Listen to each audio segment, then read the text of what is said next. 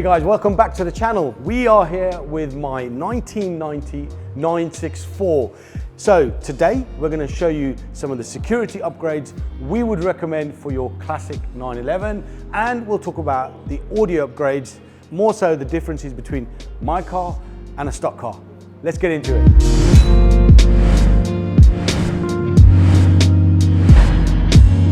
So my 964 is a little bit different to a stock 964. As you can see, I have the RS style door cards here, which means that there are no speakers in the current form.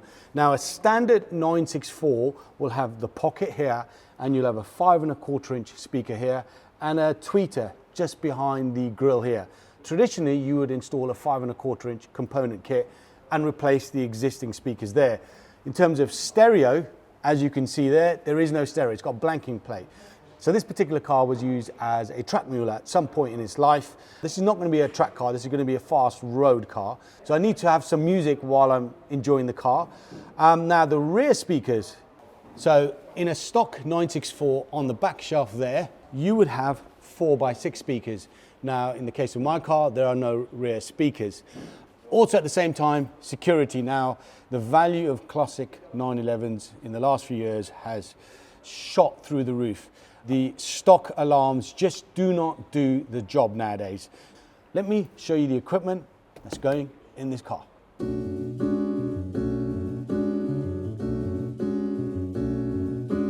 Right guys, let me show you the alarm first. So we are fitting a Clifford Concept 650 Mark III alarm system in the 964. Now, Clifford's been going around for 30, 40 years. And in fact, if you had a 964 in period, chances are you could have actually gone for a Clifford upgrade. That's how long Clifford alarms have been around. This particular alarm system is Thatcham Category 1 insurance approved. So there may be potential for an insurance discount, but the most important thing is that the insurance companies recognize this alarm system. I'm also installing a smart tracking system into the car at the same time. For obvious reasons, I'm not going to show you that. We're not going to show you where this is being installed, but we will show you where the audio is being installed.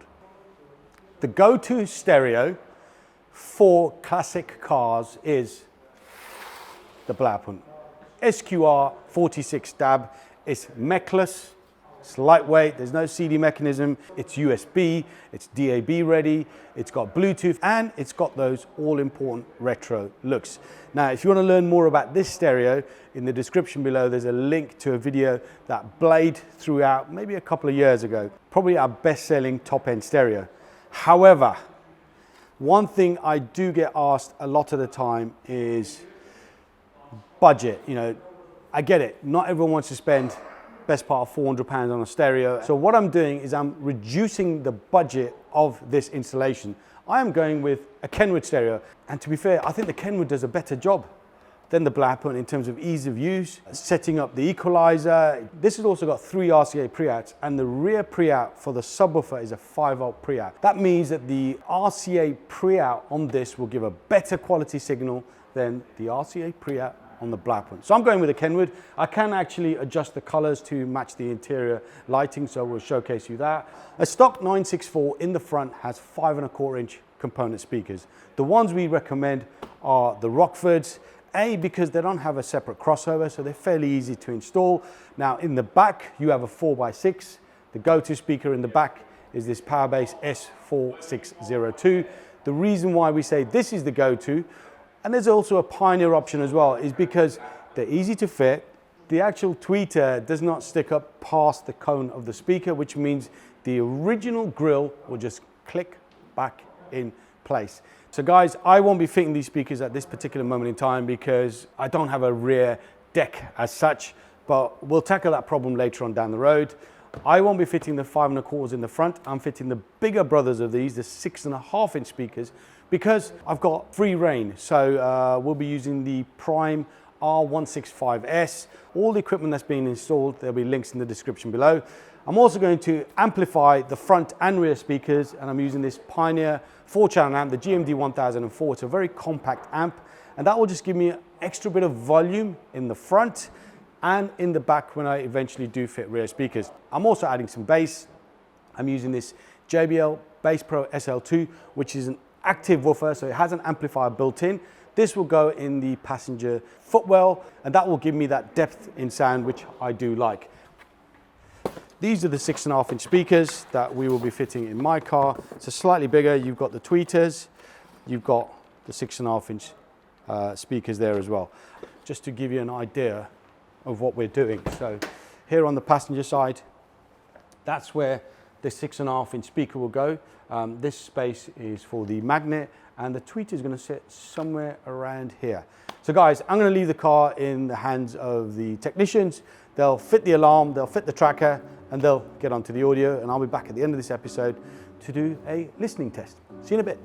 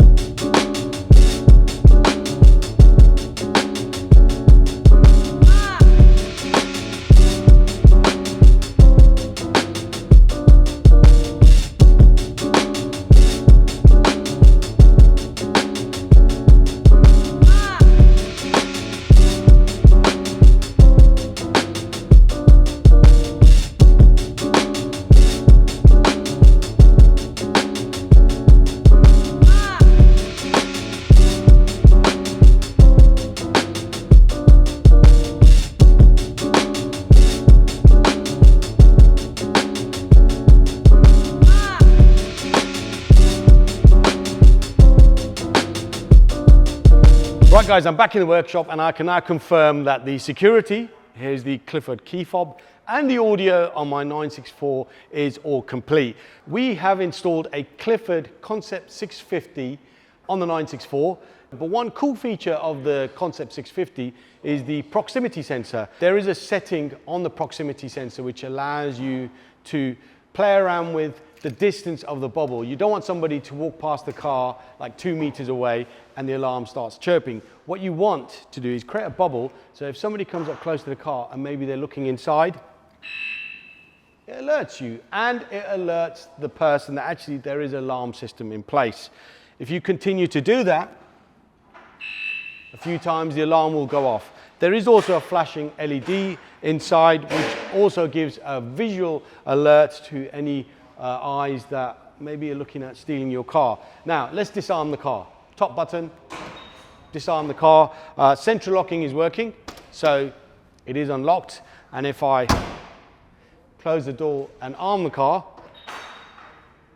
it is now locked. That's the car unlocked.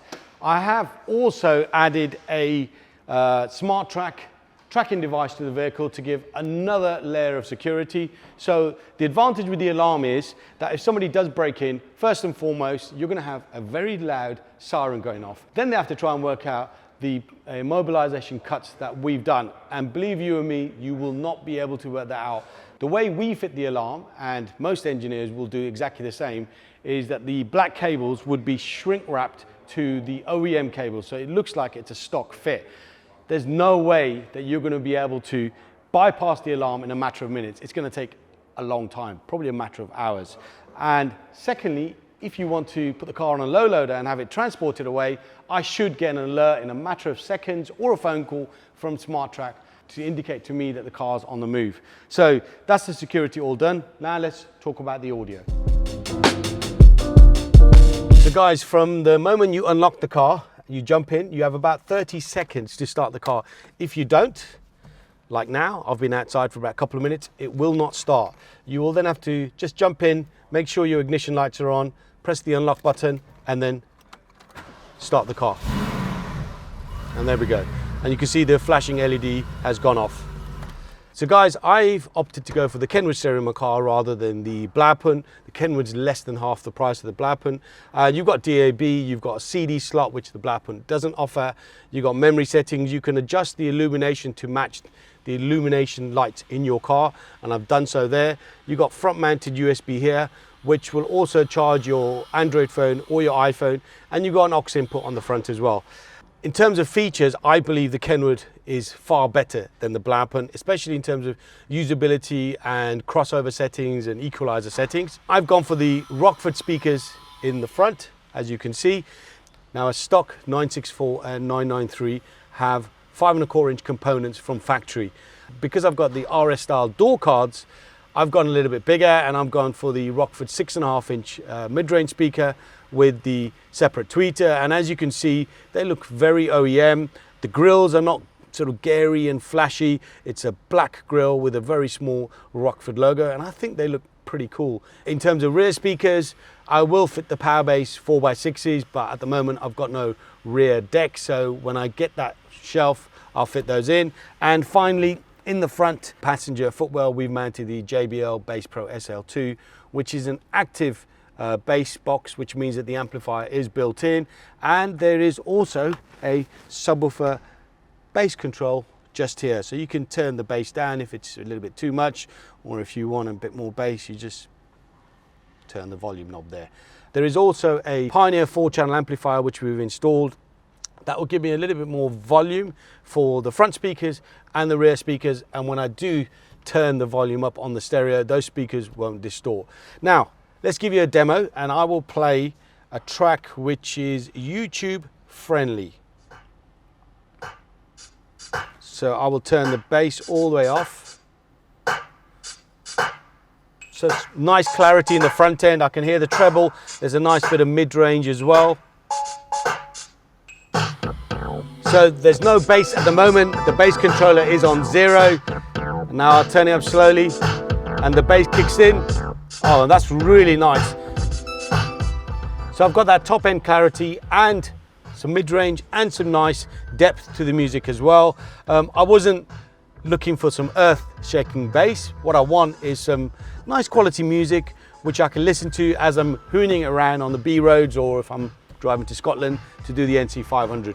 Now, that's the equipment all installed. Let me jump out of the car and let's talk about prices and the cost of installation should you want the same kit installed in your 964.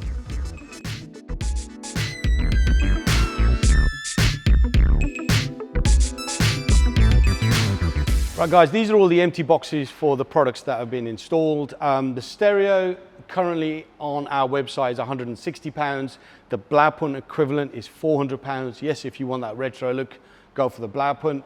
The 6.5 inch speakers that I've gone for are the same price as the 5¼ inch speakers. They do come with that separate tweeter, so they're called components. These are £120. The Powerbase 4x6 speakers, which I haven't installed, these are £45. The 4-channel Pioneer amplifier is £100, and that's powering the front speakers only at the moment, but later on will power the rear speakers. Then we have the active sub box, which has got the amplifier built in. That's £330. So in terms of products, you're looking at about £750. All the links for these products will be in the description below. Now, I know most of you are good DIYers, especially when you've got a 964 or a 993. So you can buy this off the website and fit it yourself. You need to probably spend about £80 on cabling, so you need RCA cables and some power cable.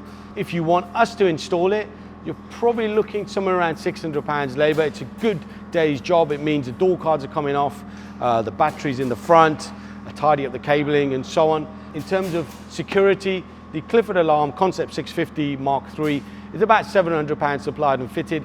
There may be additional costs involved, so it really depends on the car. If you've got an alarm already fitted, that needs to be ripped out, and depending on how that is, that could take some time. The tracker is from £300. So you're looking realistically about £1,000 on security, and depending if you want the equipment installed or not, about £750 for the equipment, and maybe about another £600 for installation.